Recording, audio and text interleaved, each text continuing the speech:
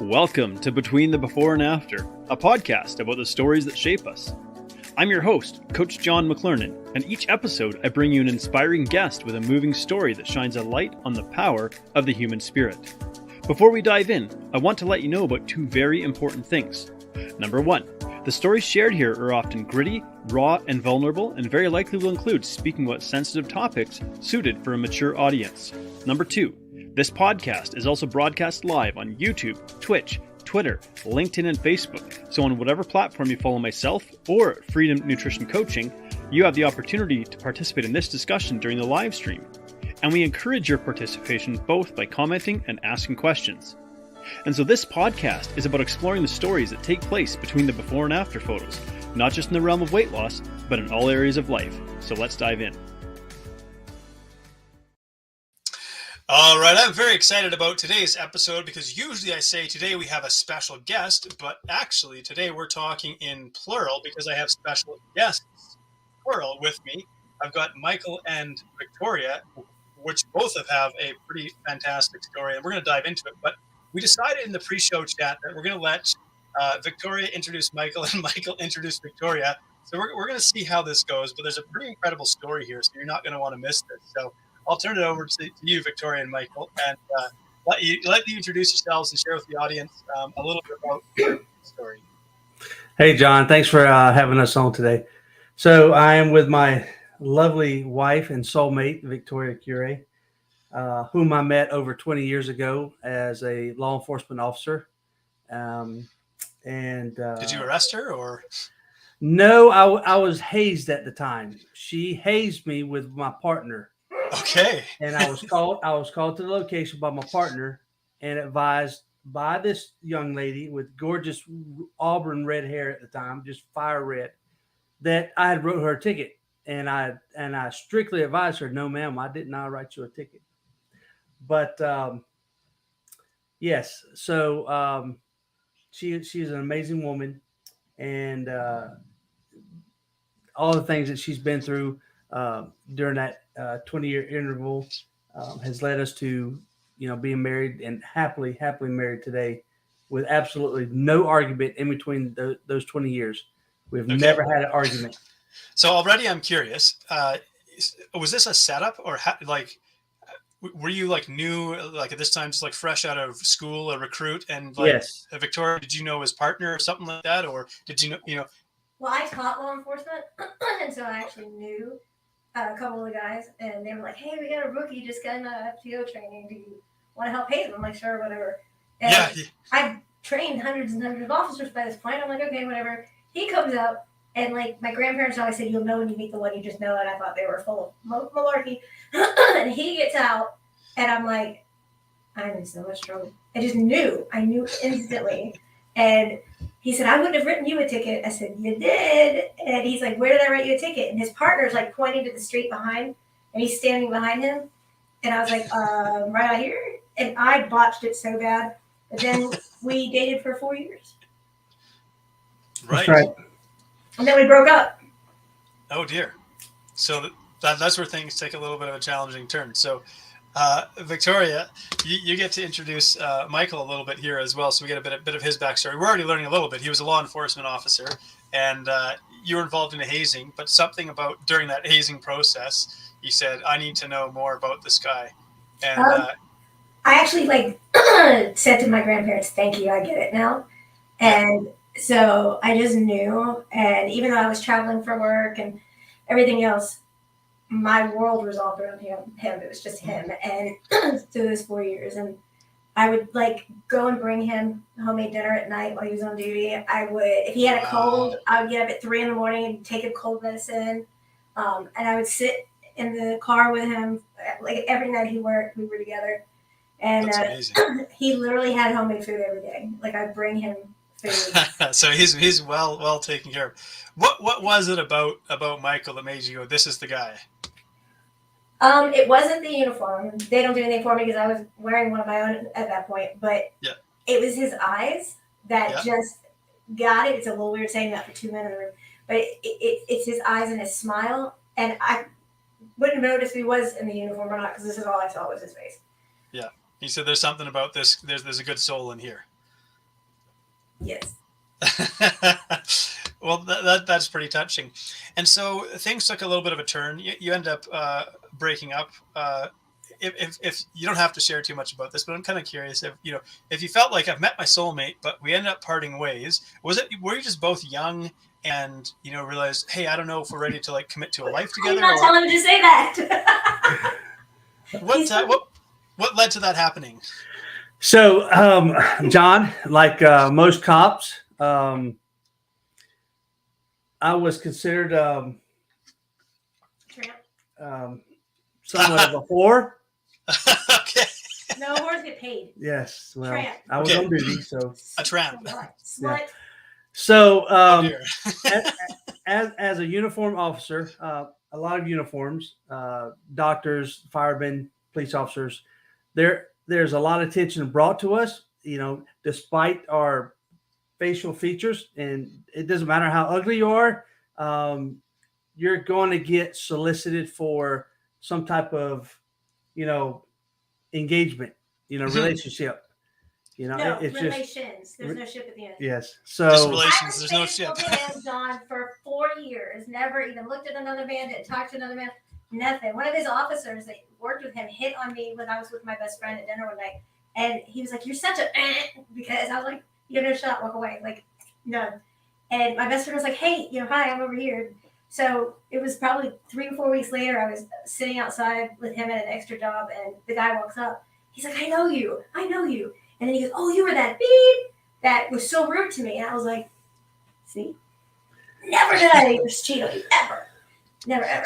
So there's this is something I'm not aware of. I mean, I spent time in the military, and I only ever recall that happening when I was down in Portland for the Rose Festival, and our Navy ships are docked down there, and we had to walk down the street in uniform. There's a lot of people trying to drag us into bars and offer us drinks and things like that.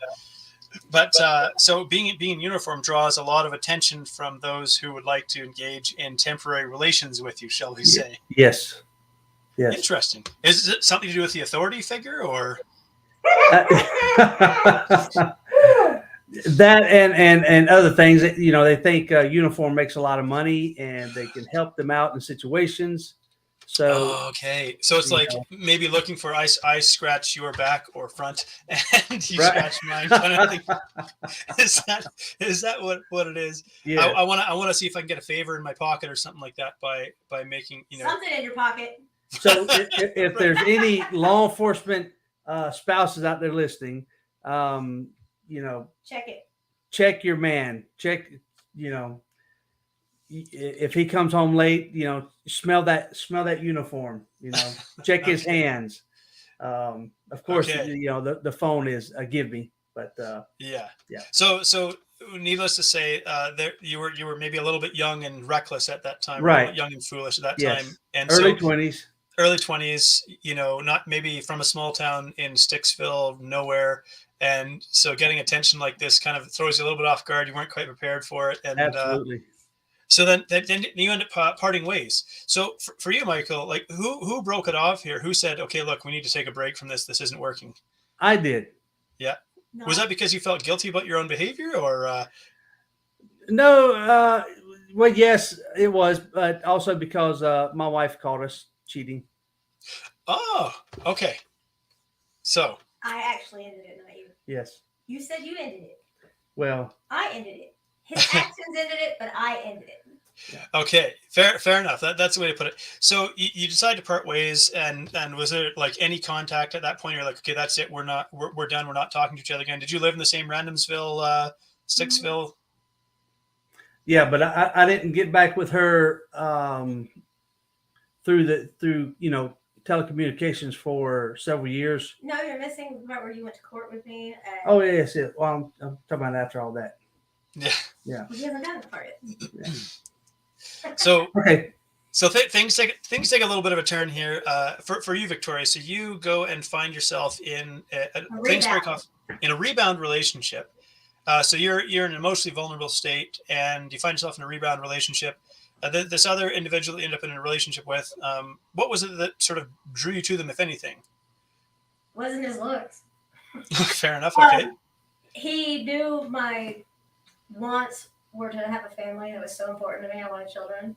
Mm-hmm. And he played that. And men that are these predators are amazing at manipulation, and they are really good at making it spin to it's your fault and making you believe that, why you, like he actually said to me, why won't you let me in? I told him I wasn't in love with him. And he was like, why won't you let me in? Because somebody else put that wall up for you, but I didn't. So why are you excluding me from being in there with you? And then I felt like crap. I was like, and then it was, when I was overseas, this happened and this happened and this happened. And you really just feel like, and I even said, can't we wait like 6 more months if it's meant to be, it'll be. And he just Mach 1 straight down to get us married. So you, of course, at this point, maybe you don't know what to look for in terms of red flags or relational red flags so much. Was there anything like early on in that relationship that made you go, I'm not so sure about this? I knew on my wedding day because I was looking at my Palm Pilot for return flights before I even got married. So what made you go through with that marriage? I sat on the bathroom floor and I was crying, and I literally was just like, something amazing is going to come out of this. And so it was just one of the most overpowering experiences I ever had. And so I got up, we got married, and we were pregnant very quickly. It was one of the only couple of times that we had consensual sex. Everything else was without my permission. And, right. And the abuse started right after I got pregnant.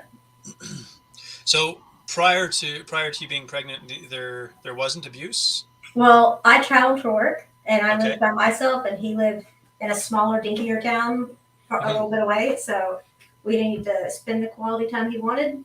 And so that's another reason he was pushing for me to get out of my apartment and move in with him. And so trying to bring you into his control. Right. Yeah, but it may not have seemed like that in the beginning, because those who are manipulators, they're really good at framing and manipulating and playing to your emotions. And then, yes. And so you mentioned that most of your sexual relations were not consensual. Yes. Did you know at the time that was the case? Like, was it coercion? Was it physical? Like what went through your head? Like, hey, something's not right here. And of course, in asking this question, I recognize I'm asking a really sensitive question. So you don't have to share anything you don't feel comfortable sharing. We got married, and then we drove back across country, and then we just stopped at some random hotel off the exit because I was exhausted. And I went to bed, and he watched ESPN or something on the television. And then I believe it was a 10, 14-day period after that. I was staying there that I never slept overnight at his house, never did anything with him. And 10, 14 days later, we started moving my stuff from my place into his. And then he wanted me to quit my job because he didn't want me traveling anymore. He wanted me local. And so that was a deal and a half. And then we got pregnant. Right after I got pregnant is when it all started. Okay, so and of course, hindsight being 2020, we look back and we go, oh my gosh, like there were all these steps where he was trying to basically put you into his control. And maybe because I've not to the severity you have, but I've been involved in a relationship with a narcissist, and it's actually when you look back, you go, wow, there were all these things that I didn't see at that time. So prior to that, he had not been physically abusive to you? I wasn't around all much, but what is, the way that an abuser works is that he has that love courting, love bombing stage. Then he starts to kind of mouth off slowly until he can escalate it where he's already gotten you out of the eye, eye of your friends and family. So he was in that pattern. He was in those phases, but it didn't take long at all. Once I moved in and got everything set up, it wasn't even a couple of weeks before. It was like, now you're under my control. That's it. Now I you play by my rules, and so on. Yes. And so you're pregnant, and the abuse started. The physical abuse started. Yes. And how frequent was this taking place? Well, in the beginning, it was once a day, and it would be just like a pop on the face. First time he hit me, he threw a cell phone across the room, and then he punched me in the face. And I was like, that did not just happen. I know that didn't just happen. And then it would be like a slap, or and then as time went on with the pregnancy, it became an everyday ordeal. And I'm not talking about like a slap in your face. And one hit, I don't care if it's a kick, punch, whatever, it's not okay to do to another person. It's not. So then once, probably 6 weeks or so into the pregnancy, that's when it got really bad. And until she came, my daughter came, it escalated and escalated and escalated. The violence was 10 times more than it was prior to the beginning. And so when this starts to take place and you realize something's horribly wrong here, because I think there might be outside observers here who hear something like this. Okay, you're pregnant. This person is now really beating on you and physically abusing you, and it's clear to an outside observer that something's horribly wrong in this relationship. And maybe they've I'm sure you've been asked this question. People wonder, well, what prompted you to stay in that relationship, or what was it that prevented you? More likely, what prevented you from leaving that relationship if things are taking a really bad, physically abusive turn? Well, John, I would say the first thing is when I tried to leave the first time, he went outside and shot and killed our puppy to show what he would do to me if I tried to leave. And Wow. that to this day still haunts me because it's a dog. It was a 6-month-old puppy. You don't do that. Like, you don't hit women either, or men. Sure, yeah. This was like the most innocent, helpless. There was entirely unprovoked, but now you're seeing the psychopathic side, the side that has no remorse, and nobody would do anything to help me, and so I knew I was going to have to get my stuff in order to survive. So I became in that life fight or flight mode. He had to take the dog to the vet, and so he kept saying, "Do you know where you are? Do you know where you are?" I didn't know that area at all, and so we got to the vet, and he walks in, and he's like, "My wife and I had gone to dinner, and we came home, and I found my dog shot," and I looked at him and they said, "Well, we got to call the police." And then he's like, "No, please don't do that. I'm hurting so bad. I lost my puppy. Please don't. I just can't." And they said, "Well, did they break in your house?" And he said, "No, they got, into the backyard. I guess they maybe wanted something that was in the backyard." And I'm literally just dumbfounded. And he slipped up and said, "Well, the other dog was in the house." And the lady was like, "Well, why didn't the other dog get hurt?" And he said, "Well, I guess they jumped the fence and the dog tried to attack to protect his home, and they never made it inside the house."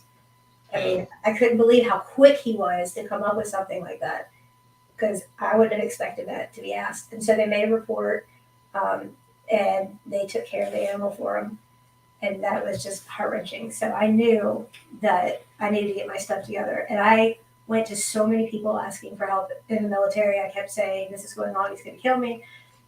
He broke my face. Was he an individual in the military, or? Yes. Okay.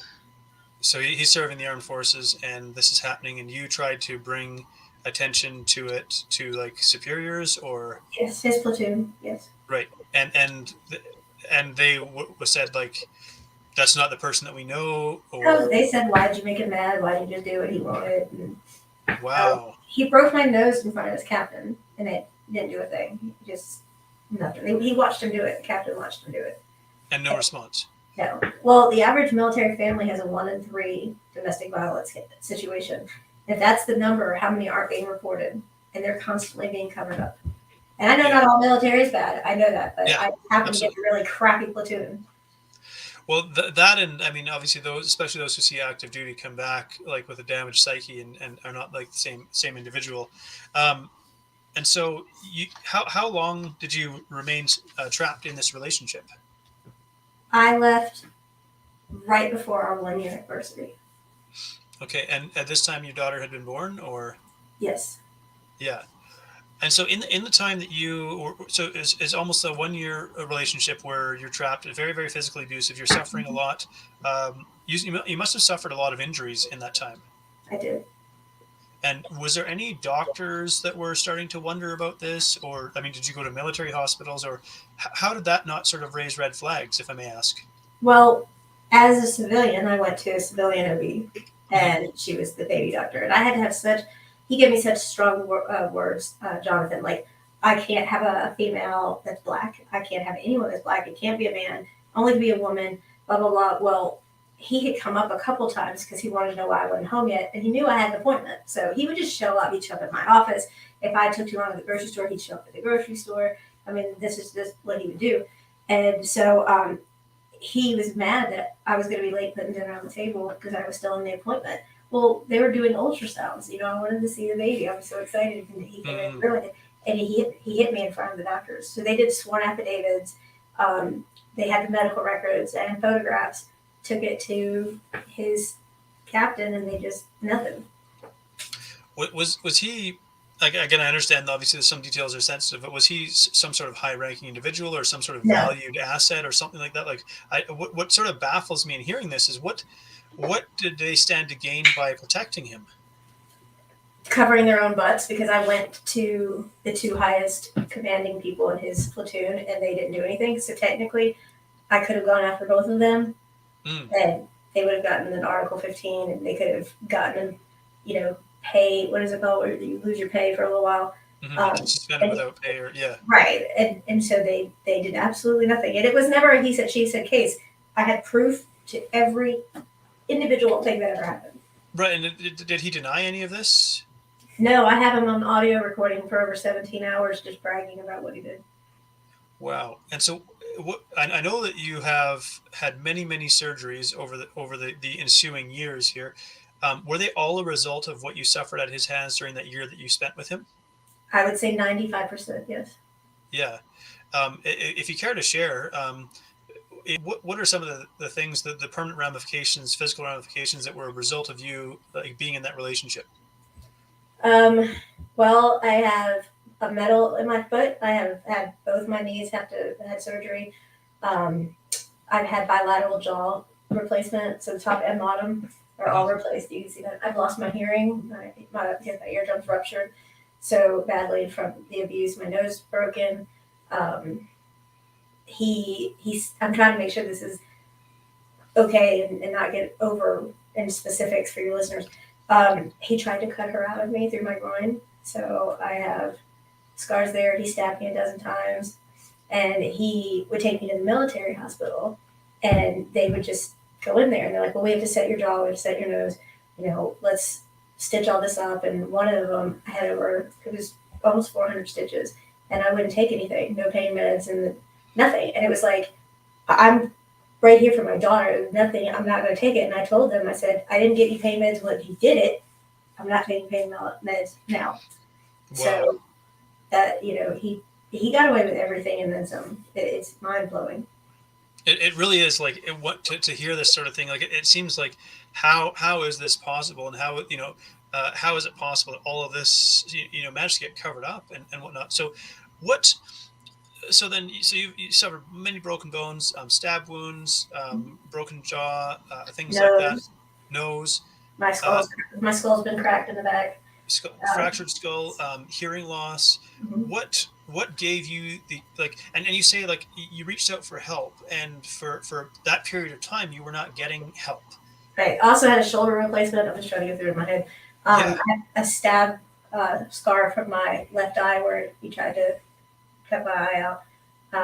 Then I kept going to the advocacy team on the military base, and I even had their business card, and the lady had her name on it and her personal cell phone number on it, and said there's something called transitional compensation.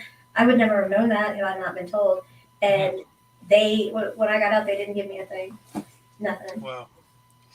So you must have been in fairly rough shape when it came time to deliver your baby daughter. I was given a 2% chance to survive, and I was unrecognizable. Wow. And I wonder, what goes to the mind of somebody like this when they're inflicting this on you? Was there anything, what was his, I say reasoning, not as though it was reasonable, but what was his justification, if any, for doing this? Or how did he describe his actions? Because if I had just done what you wanted me to do, this wouldn't have happened. But that's not true. If you had a bad day or you got cut off at home, he's still going to come home and make you his punching ground. It doesn't matter if everything else is perfect. I had really bad chapped lips during my pregnancy, and I tried to get chapstick, and then all of a sudden I'm a whore, and I'm this, and I'm that. You can't wear this, you can't dress like this. And I always dress, he'll tell you, I was always in 3-piece business suits. I was always, I never wore anything, Yes. I never wore anything that was revealing. I was an executive, I was professional, and I maintained that. And it was, he had to have control over everything. He took sorry. He took the bathroom door off because he didn't think I needed to be in the bathroom alone. Wow, this is like sort of unbelievable in terms of hearing it. The degree of control that he exerted over you. So, as all of this is happening, after, let's say, after like a violent incident has occurred, what is going through your mind? How many times did you consider leaving or running away, or somehow getting yourself out of that situation? Every day, but I needed to be able to do it and live to tell about it. He told me he would make sure that he got our daughter and not let me ever see her again. And so I had to make sure I had enough to make that not ever happen. Enough evidence, in other words, so Yes. that because he could potentially lie in court. And now, was this taking place in the? Obviously, we're not going to name the location, but was this taking place in the same city or town where you and Michael had met or been together and known each other? Was this all in the same location, or had you moved locations? It was the same location. Sort of, yes. Yeah. Yes. Not far away. Right. Not far away. So when this relationship's going sideways and you're suffering horribly at the hands of this psychopathic abuser, was there any communication happening between you and Michael? I did call him once and reached out. He was my reach out call, and I couldn't make myself go see him because I didn't want him to see me that way. But Right. when she came, I mean, he even came to the NICU this year. When she did come and I was able to finally get on my feet enough, he went to court with me. And so he's been my rock. And I tell him that all the time, but he just kind of rolls his eyes at me. But he's been my absolute rock through all of it. So how did you? So you stayed in this until your daughter was born, and then there came a point in time where you said, "This is absolutely it. I have no other option. I have to leave because my life is going to end at this point." How did you get your way out of it, and who helped you, if anyone, to actually leave that situation? Well, he would follow me to my work exit to make sure I was there, and then I had like 10 minutes to be in my office for him to call and verify the caller ID that I was in my office. And he would just sporadically show up. My office was all glass, so he wanted to know who was in there with me. I had another senior executive come in there one day, and he barged in. He's like, "What are you doing in here alone with my wife?" And and he's like, "We're having a meeting." This was like some 65-year-old guy just across the table, and we're just having a meeting, and he blew up. So I kept trying to get more and more evidence. I kept trying to go for help. I was turned away by the military. So I ended up really just going to the civilian sector at that point. I was granted restraining orders and temporary protective orders. I asked the military to do a military protective order on him. I even asked him to be transferred until this was all taken care of, and it was denied. Yeah. Again, that sort of, I mean, maybe because I'm a reasonable human being, I listen to this and it just absolutely like blows my mind that this was permitted to take place and just kind of swept under the carpet as you're going through this. So you've suffered many, many physical injuries at this point, and you've got many, many scars. Was it after you had left this individual that you then reconnected with Michael? I went in the NICU. If a baby, God forbid, it has to have a surgery, they'll close the unit down, and everybody has to leave the unit because the baby won't make it to the OR.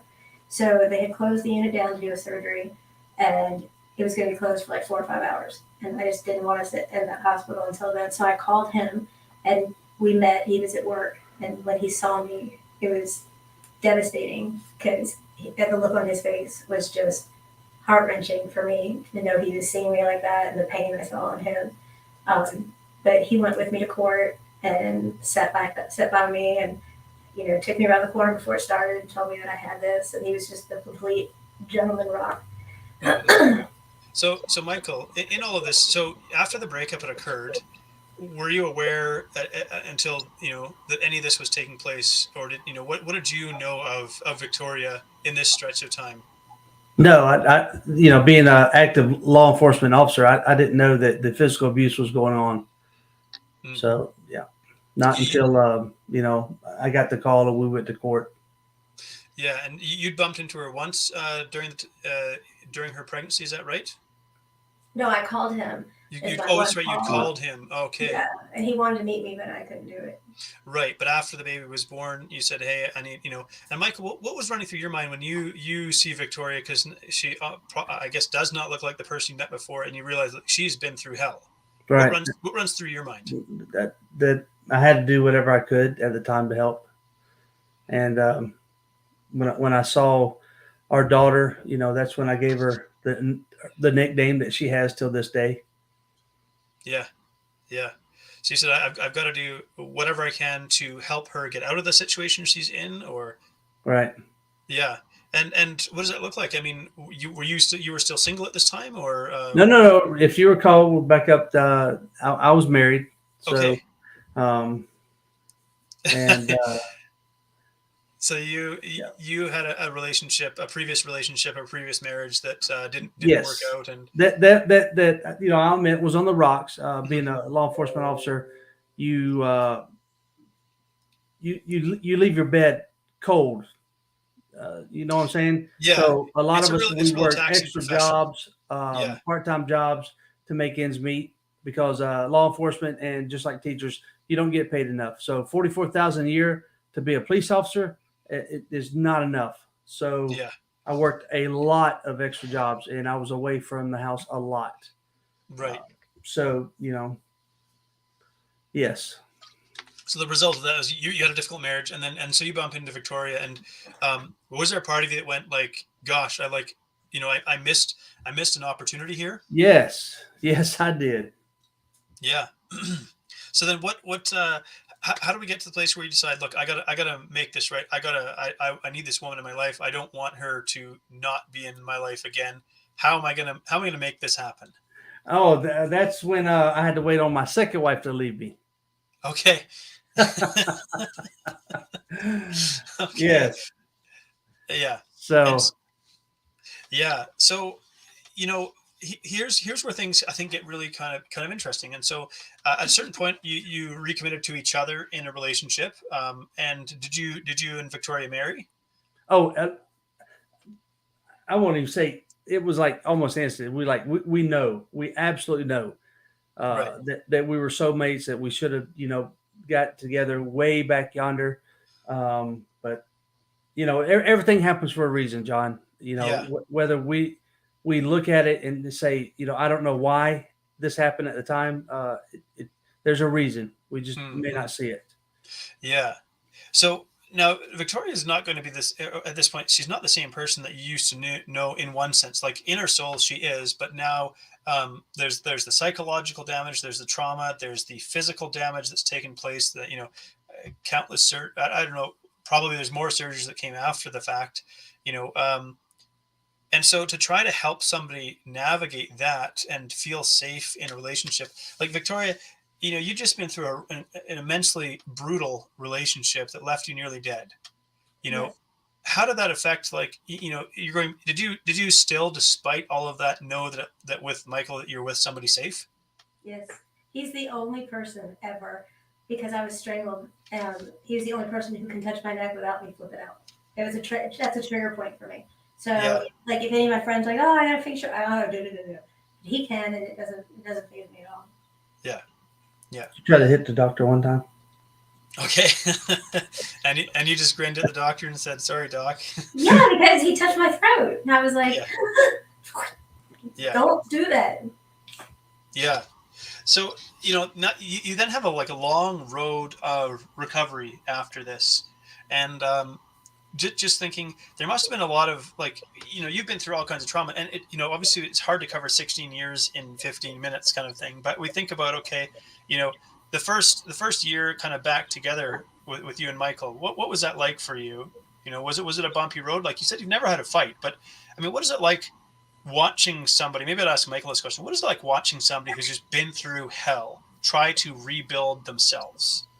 It's real hard, John, to keep it all in and not be discouraged because of the walls that are put up. And I consider myself a real simple, redneck kind of guy. Not a lot of education, and so I have very little tact.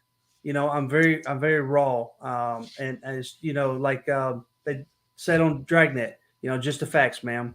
So Yeah. when I approach my wife Victoria and our daughter, I approach it their difficulties, their obstacles, their challenges, kind of like what I do with I'm sorry, training canine. Mm-hmm. I start getting acclimated to certain sights and sounds prior to going into the real heavy stuff. Right. You know, Yeah.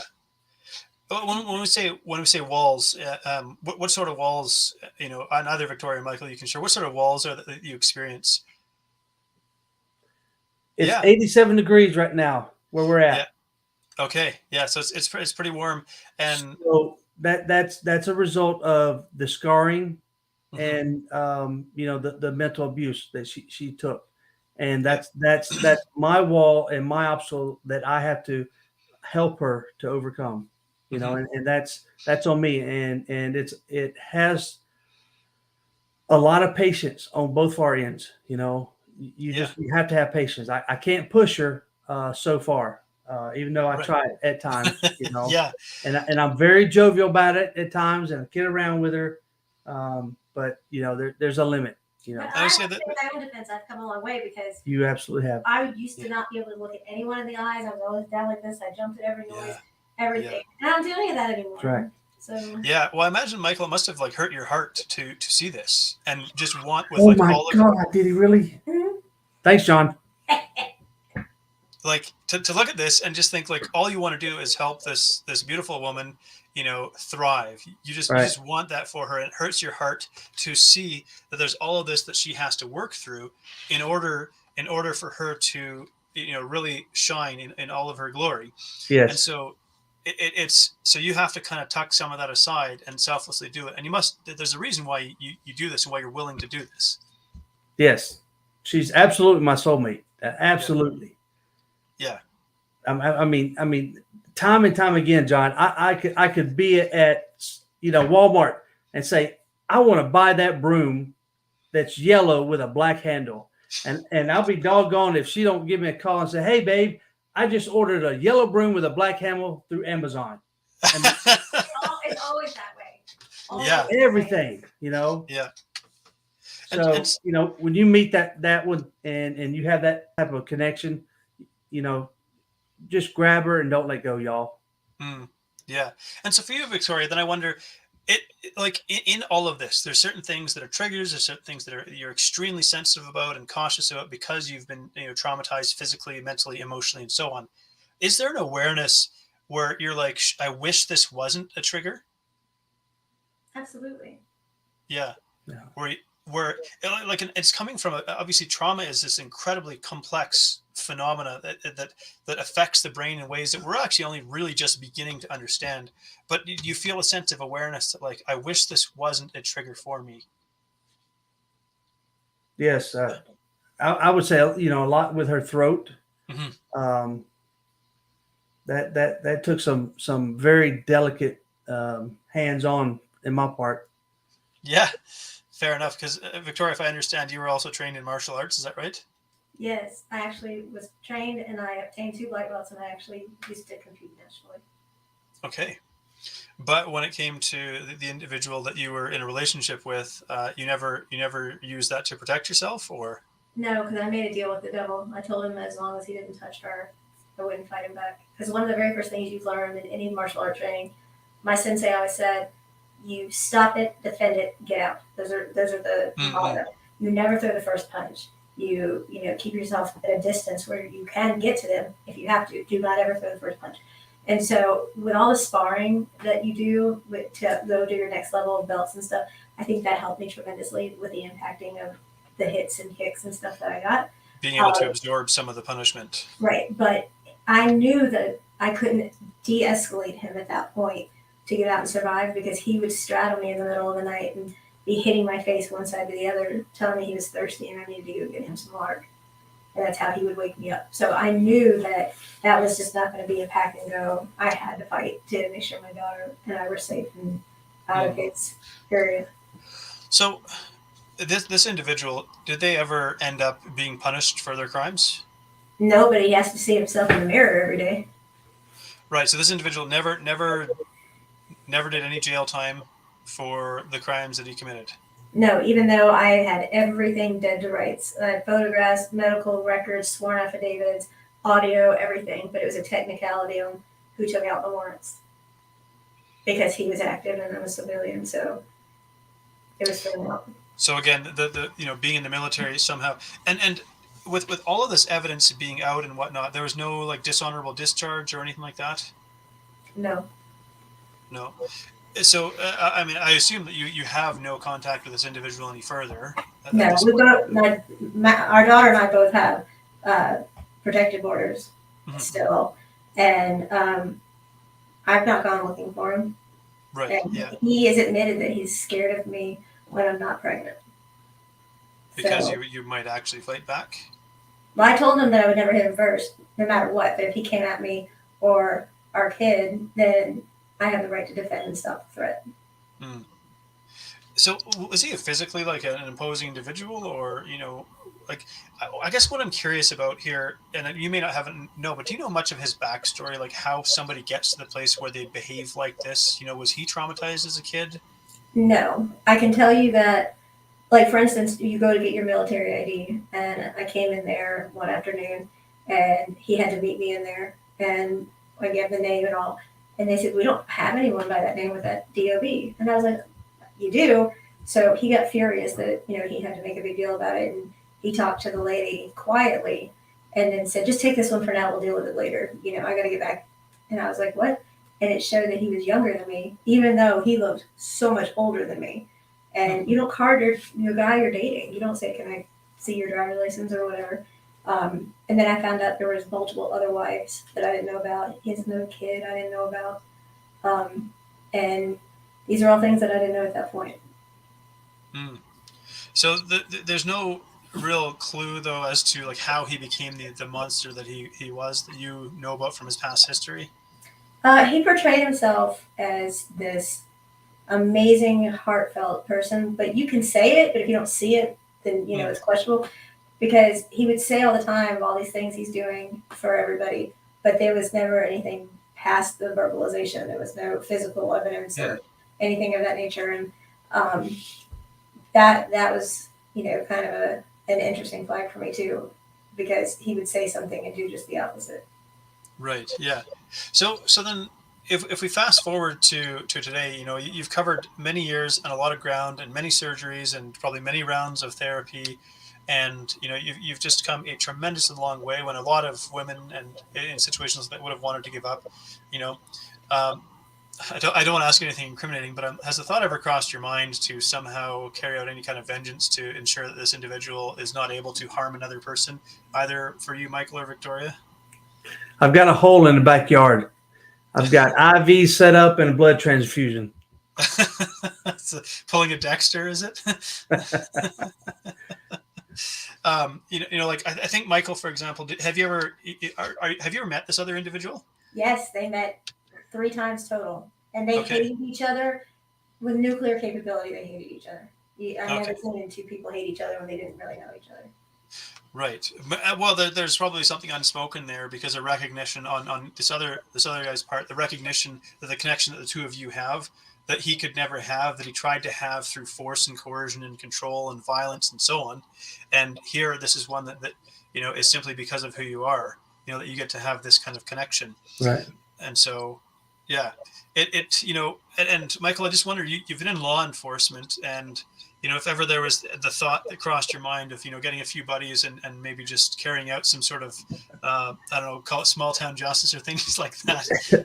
Yes, you have those thoughts cross your mind, and how and where to place the body, and what to place around that body, and have other officers back you up, Yeah.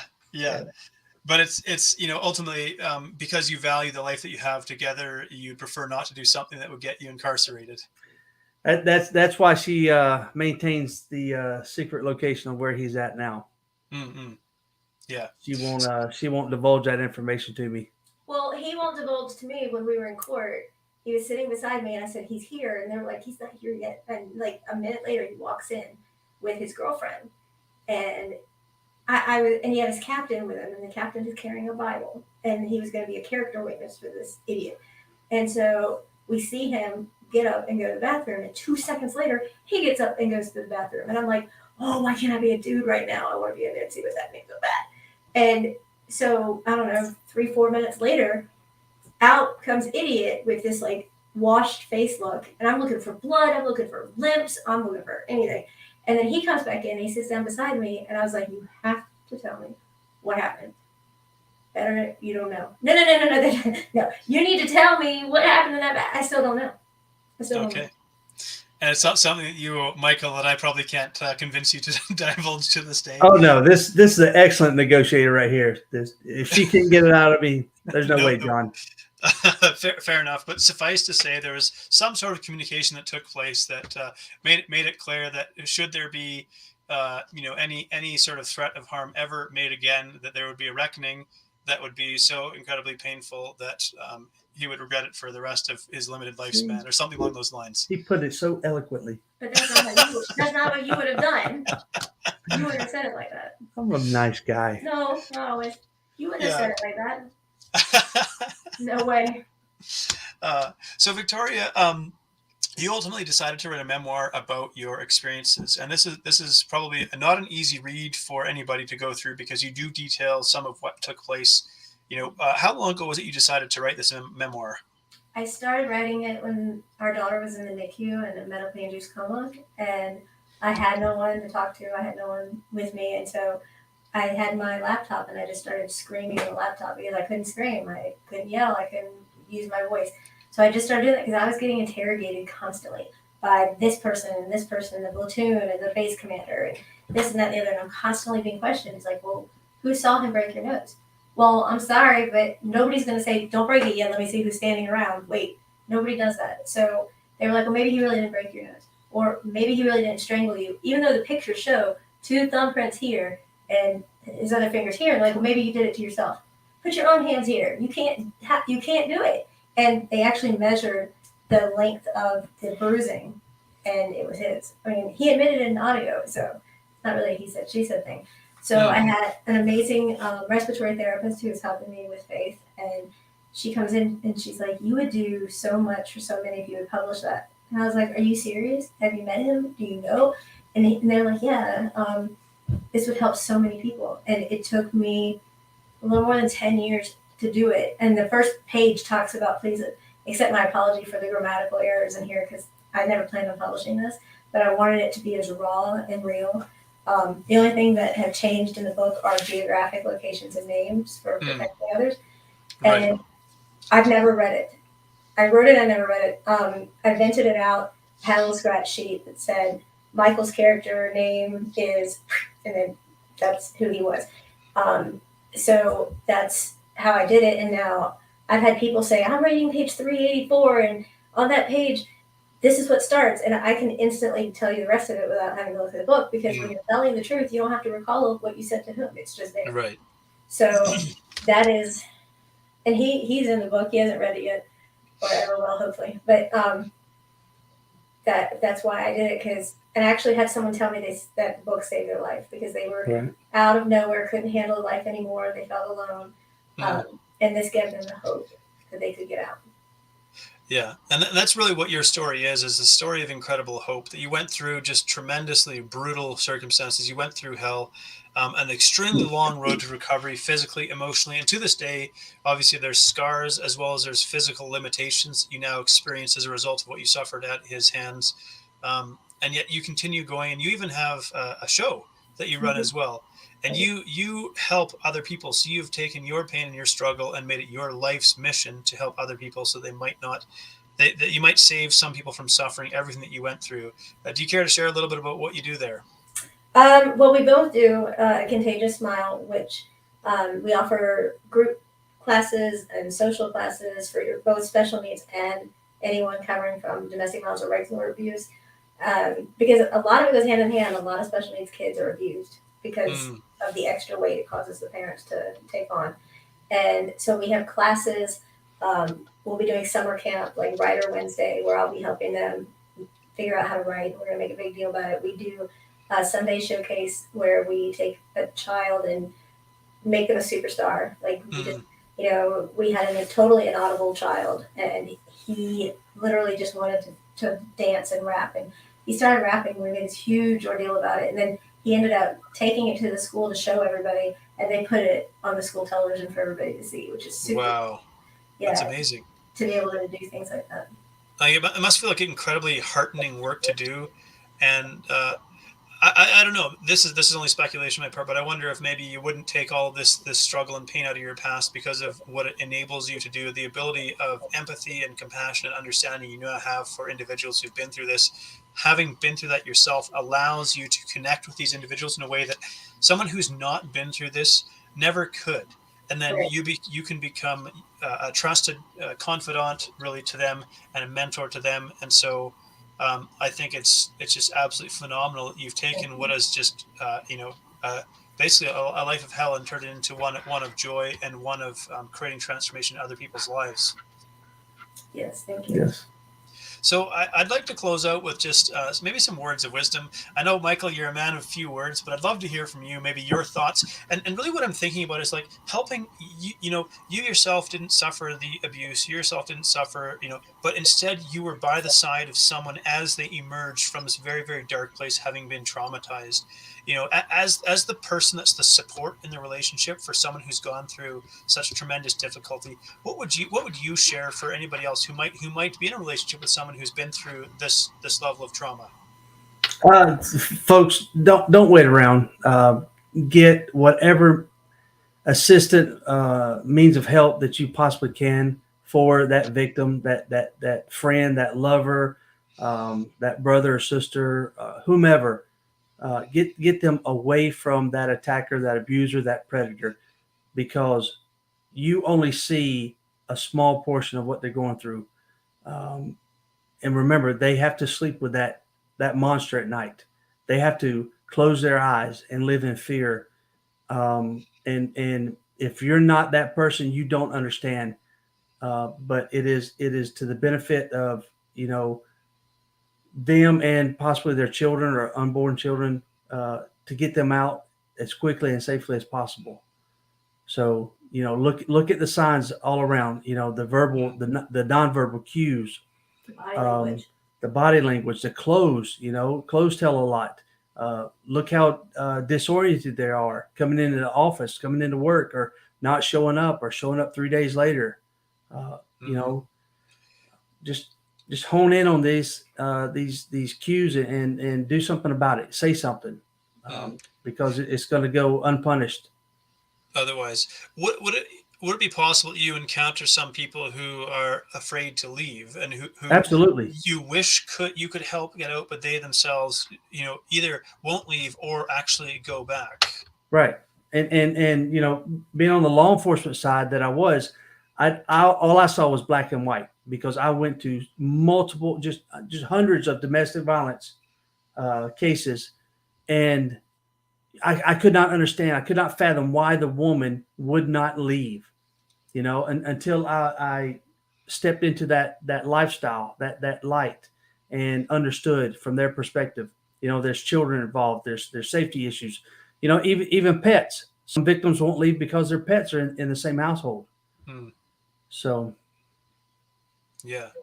Well, I mean, Michael, you're just a prince of a man, and I think it's so incredible that despite your maybe checkered past, you've more than made amends by becoming the man that you have and being the support that you have, and now doing the work that you do, not only for law enforcement. I mean, I have a world of respect for anybody who puts on a uniform and serves. You've certainly got my respect in that regard as well.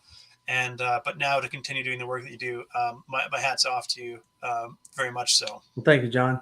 We're happy with what we're doing at A Contagious Smile, and advocating for special needs families. And also, we're starting to finish building our kennel system, and we're going to help with the support dogs.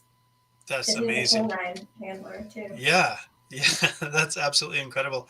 And Victoria, I mean, my hat's off to you as well. I mean, it's unimaginable what you have been through and how you've got to this place. And my daughter in this one. Yeah. And what age is your daughter now? 15 and a half. Yeah. Yeah. So you got a teenager. And they go at, if you've ever seen Grumpy Old Men, that's how they go at it. It is exactly how they are. It's a sight to behold. Is that it? It is hysterical. We should sell tickets. Right. It really is. Yeah. And it's really hard to sort of condense all of your experience into sort of a nutshell of wisdom as well. But I just think if you've got some words of wisdom that you might, just something that somebody could take away from this, from your perspective, having been through what you've been through, and now you're on the other side of it, something maybe you wish that others would have known, that you wish maybe you would have known starting out. Well, that's actually pretty simple. I'm finishing up my second book, and third one's kind of in the woodwork, but going through this all by myself, the average woman doesn't know what they need to do to get a TPO or a restraining order, or how to get out safely. And most women go back because they don't have an executed plan of escape, and that's why they go back. So I tell everyone that I talk to that they do have that inner light, and they have survived 100% of their worst days this far, and that resonates with people. I mean, you're here for a reason. You can get out.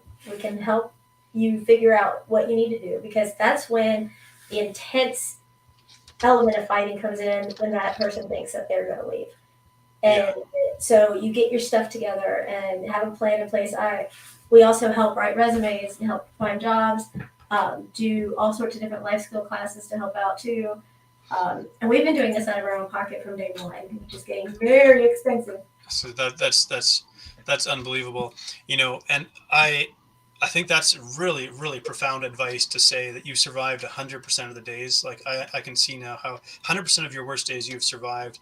Don't give up now, because that in itself has demonstrated just incredible strength. And so, I just want to thank you both for being on, for being willing to share what's an incredibly difficult story as a part of furthering your incredible mission with A Contagious Smile. And really, it's been an absolute pleasure, and I look forward to chatting with you more. Thank you so much, John. Thank you, John. Thank you so much for tuning in to Between the Before and After. If you've enjoyed this episode, please like, share, subscribe, or leave a review, because that helps this podcast to reach and inspire more people. I love exploring the stories that take place between the before and after, the powerful experiences that shape who we become.